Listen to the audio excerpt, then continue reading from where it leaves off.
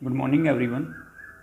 Last वाली class के अंदर हमने सबसे पहले जितने भी स्टूडेंट हैं सभी को मेरी तरफ से कॉन्ग्रेचुलेसन्स। तुम्हारी बेस्ट रिजल्ट्स के लिए तुमने बहुत अच्छा रिजल्ट्स दिया है और हमारे स्कूल का नाम रोशन किया, अपने पेरेंट्स का नाम रोशन किया है। ठीक है, और मैं खुद भी बहुत प्राइड महसूस कर रहा हूँ कि मुझे ऐसे बच्चे पढ़ाने का मौका मिला है। ठीक है, और जो मैं अभी पढ़ा रहा हूँ। ठीक है, तो बहुत हार्ड वर्किंग स्टूडेंट थे। ठीक है, और किसी बच्चे को भी अगर थोड़ा बहुत कम मिला है तो उसमें आपको परेशान होने की ज़रूरत नहीं है। ऊपर वाला जो देता है वो सही देता है। ये सब आपकी मेहनत है, जितना आपने किया उतना आपको मिला है और बहुत अच्छा रिज़ल्ट हमारी आरकेसी स्कूल को मिला है। तो ये आपके लिए भी और मेरे लिए भी बहुत बड़ी बात है, स्कूल के लिए भी, सभी टीचरों के लिए बहुत बड़ी बात है। तो सबसे पहले thank you so much all student and again for the congratulations your best results. और बहुत मेहनत करी है बच्चों ने, जिसका रिज़ल्ट जो देखने को मिला है। तो ये सब तुम्हारी मेहनत है, हम तो सिर्फ एक छोटा सा जरिया है एक डायरेक्शन देने का, और सारा मेहनत आपका है। ठीक है, तो अब हम नेक्स्ट जो टॉपिक लास्ट वाली क्लास के अंदर हमने पढ़ा था LCAO थ्योरी के बारे में, linear combination atomic orbitals theory के बारे में हमने बात की थी। आज जो टर्म है वो क्या है, नेक्स्ट टर्म, तो आज हम डिफरेंस पढ़ेंगे। डिफरेंस इन बिटवीन, जो नेक्स्ट क्लास में हम क्या पढ़ेंगे यहाँ पर, difference in between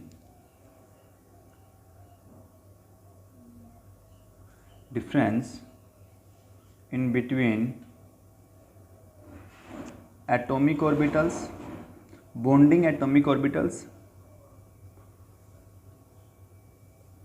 atomic orbital जिसको हम BMO बोलेंगे, एंड दूसरा क्या है, एंटी बॉन्डिंग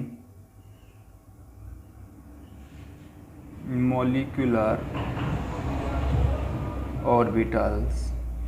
ठीक है, जिसको हम ABMO बोलेंगे। ठीक है, BMO बोलेंगे और ABMO बोलेंगे, तो हम दोनों को डिफ्रेंशिएट करेंगे। इधर हमने बात करी BMO की, ठीक है, इधर मैं बात करूँगा ABMO की। पॉइंट बाय पॉइंट हम दोनों को समझते हुए चलेंगे।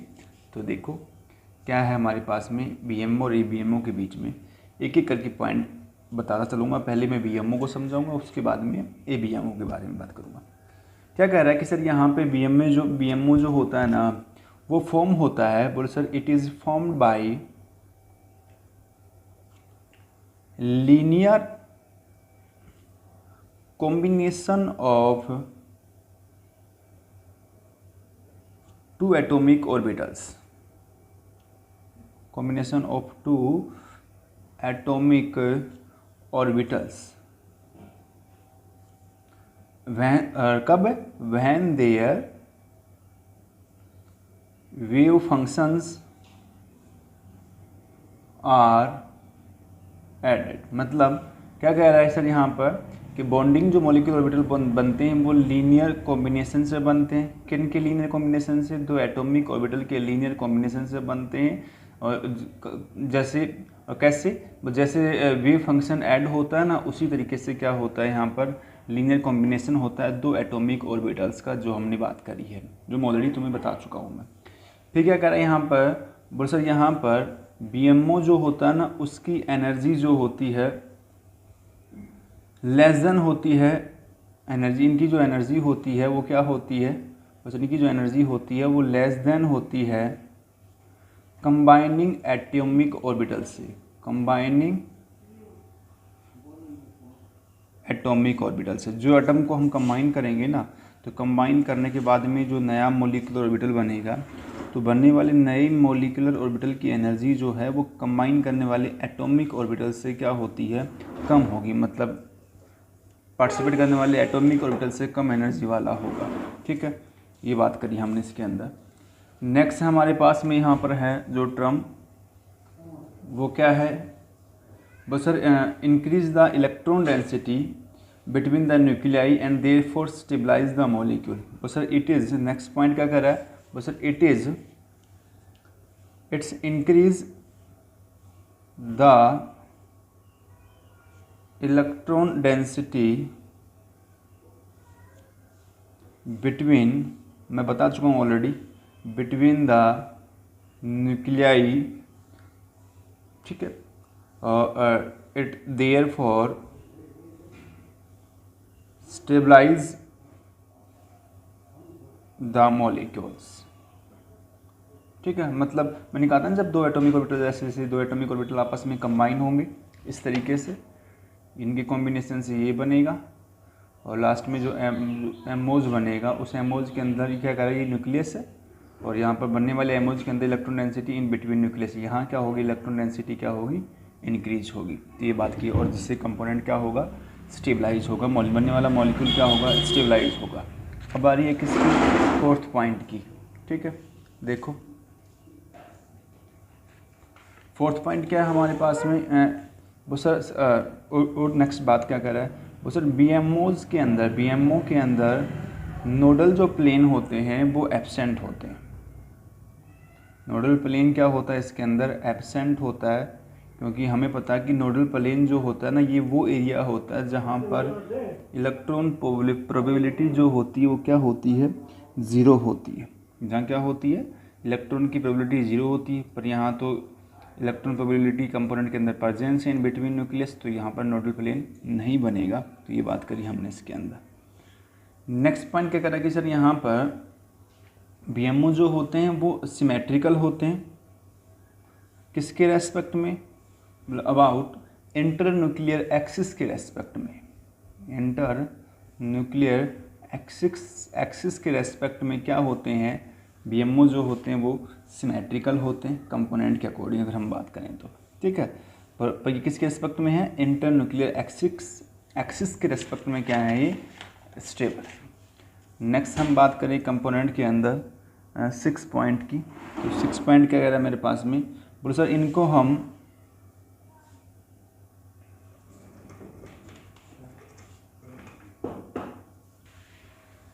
फिर क्या कह रहे हैं, इसको हम रिप्रेजेंट या डेजिग्नेट करते हैं किसके थ्रू, सिग्मा पाई और डेल से। किससे रिप्रेजेंट करते हैं, सिग्मा पाई और डेल से क्या करते हैं, हम इसको रिप्रेजेंट करते हैं, ठीक है। तो ये बात करी हमने किसके लिए, बीएमओज के लिए। तो 6 पॉइंट हमने बीएमओ के लिए पढ़े। अब बारी किसकी है, एबीएमओ के लिए। बोलो सर एबीएमओ क्या कह रहा है, बोलो सर एबीएमओ भी क्या होता है, बोलो sir it is formed by linear combination,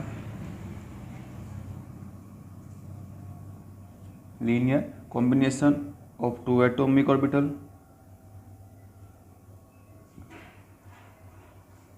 orbitals, ठीक है। कब, वो sir when their wave function, इसमें क्या हो रही थी, एडिशन हो रहा था ना, इसमें व्हेन देयर वेव फंक्शन क्या होगा, आर सब्सट्रैक्ट होगा, वेव फंक्शन क्या होगा यहाँ पर, सब्सट्रैक्ट होगा, ठीक है। तो ये बात की हमने इसके अंदर। जिसको भी डाउट है वो एक बार एलसीए थ्योरी को या वीडियो जो है मेरे चैनल पे वो देख ली एक बार उसको, ठीक है, क्लियर हो जाएगा। तो यहाँ पर सब्सट्रैक्ट होगा कहने का मतलब। फिर बोला सर यहाँ पर बीएमओ एबीएमओ की जो एनर्जी है ना, मोर देन होती है किससे, कंबाइनिंग वाले से, कंबाइनिंग एटॉमिक ऑर्बिटल से क्या होती है, मोर देन होती है। मतलब देखो सिंपल सी बताता हूँ तुम्हें, अगर मुझे H2 का बनाना है ना, तो H2 में देखो E1S, एक H का दूसरे H का E1S, 2 H है ना अलग अलग, दोनों आपस में कंबाइन होंगे। सेम नंबर में ये एओस थे, एटॉमिक ऑर्बिटल्स थे हमारे पास में, ये सेम नंबर में मॉलिक्यूलर ऑर्बिटल बन गया, ठीक है, ये मॉलिक्यूलर ऑर्बिटल बन गया। जो नीचे वाला है वो बॉन्डिंग वाला बीएमओ है, ऊपर वाला क्या है, एबीएमओ है। तो देखो बीएमओ की एनर्जी इन कंबाइनिंग एटम से कम है, और यहाँ पर ये एनर्जी का टर्म है, ठीक है, और एंटी बॉन्डिंग का कंबाइनिंग से क्या है, ग्रेटर देन है, तो इसलिए मैंने बात करी एनर्जी की। नेक्स्ट पॉइंट क्या कर रहा है हमारे पास में टर्म के अकॉर्डिंग अगर हम बात करें तो नेक्स्ट पॉइंट क्या है, नेक्स्ट पॉइंट हमारे पास में यहाँ है कि यहाँ पर इन बिटवीन न्यूक्लियस जो electron density in between nucleus जो है, इन बिटवीन न्यूक्लियस जो इलेक्ट्रॉन डेंसिटी है यहाँ पर एंटी बॉन्डिंग में, इलेक्ट्रॉन डेंसिटी जो है वो क्या होती है यहाँ पर कंपोनेंट के अंदर डिक्रीज हो जाती है। ठीक है, न्यूक्लियाई के बीच में क्या होती है, इलेक्ट्रॉन डेंसिटी क्या होती है, डिक्रीज हो जाती है। ठीक है, और जिससे क्या हो जाता है, ये एनर्जी हाई हुआ और ये क्या हो जाएगा सर, डिस्टेबलाइज हो जाएगा। इस वजह से कह रहा है कि एंटी बॉन्डिंग क्या होते हैं, डिस्टेबलाइज होते हैं। ठीक है, कंपोनेंट के अकॉर्डिंग, मतलब इसमें देखो ये एटॉमिक ऑर्बिटल दो मिलेंगे, ये बनेगा, और यहाँ पर ये वाला टर्म वेरी करता है, ये एक ही है। तो ये न्यूक्लियस है, तो इलेक्ट्रॉन डेंसिटी ना यहाँ पर यहाँ बढ़ती है इसमें, तो यहाँ नोडल प्लेन बन जाता है, तो इस वजह से ऐसा बोला मैंने। ठीक है, और इस वजह से electron density in between nucleus decrease होने की वजह से ही यहाँ पर ABMO जो कंपाउंड है ना वो डिस्टेबल या अनस्टेबल होते हैं। ठीक है, डिस्टेबल होते हैं या अनस्टेबल होते हैं। ठीक है, ये बात करी हमने इसके अंदर। फिर इनके अंदर नोडल प्लेन होता है। बोले सर यहाँ पर नोडल प्लेन जो होता है वो यहाँ प्रेजेंट होता है, मतलब देखो ये वो एरिया है जिसमें इलेक्ट्रॉन डेंसिटी नहीं है, तो इसमें प्रेजेंस नोडल प्लेन क्या होते हैं, प्रेजेंट होते हैं। फिर बोला सर ये सिमेट्रिकल होता है, एंटी बॉन्डिंग क्या होते हैं, ये भी क्या होते हैं, सिमेट्रिकल होते हैं।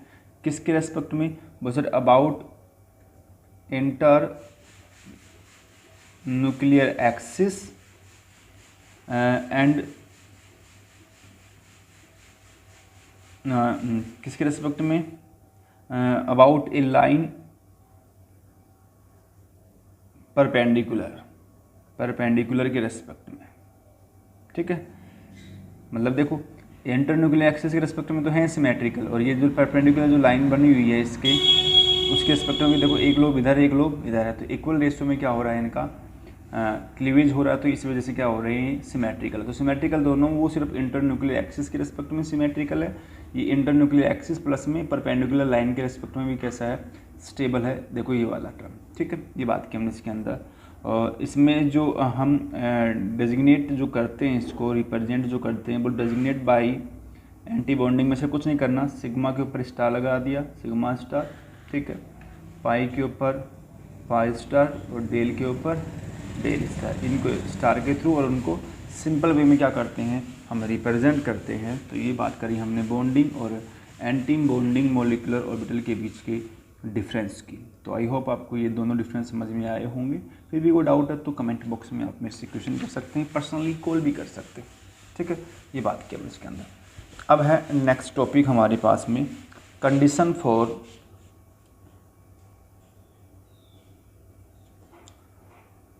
Combination of atomic orbital to form, क्या कंडीशन लग चाहिए वहाँ पर, कंडीशन क्या होनी चाहिए, जब एटॉमिक ऑर्बिटल क्या करते हैं, कंबाइन करके क्या बनाते हैं, टू फॉर्म मॉलिक्यूलर ऑर्बिटल्स।